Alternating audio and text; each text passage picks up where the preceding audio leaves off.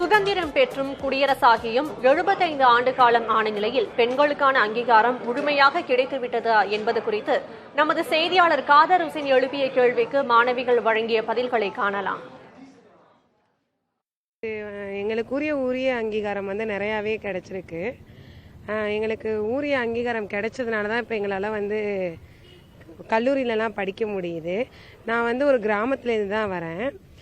அங்கெல்லாம் கிராமத்தில் இருக்கிறவங்களாம் எப்படின்னா கொஞ்சம் பயப்படுவாங்க வெளியில் அனுப்புறதுக்கு. அந்த மாதிரிலாம் பயப்படுற நிலைமையெல்லாம் போய் நல்ல ஒரு பெண்கள் அப்படின்னா ஒரு பயம் இல்லாத சூழ்நிலையில் இருக்கிறதுனால தான் இப்போ எங்களை காலேஜுக்கு அனுப்புகிறாங்க. அப்புறம் நாங்கள் மேலும் மேலும் படிக்கிறதுக்கும் நிறையா எங்களுக்கு உதவி செய்கிறாங்க கவர்மெண்ட்லேருந்தும்.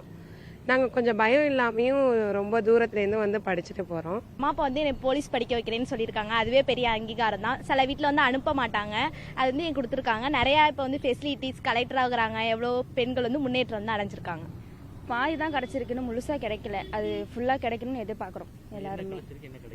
என்ன கிடைச்சிருக்கு, கொஞ்சம் ஃப்ரீடம் இல்லை பெண்களுக்கு, தனியாக போகிறதுக்கு பயமாக இருக்குது. எல்லா வகையிலுமே கொடுத்துருக்காங்க, நாங்கள் தான் பயன்படுத்திக்கணும்.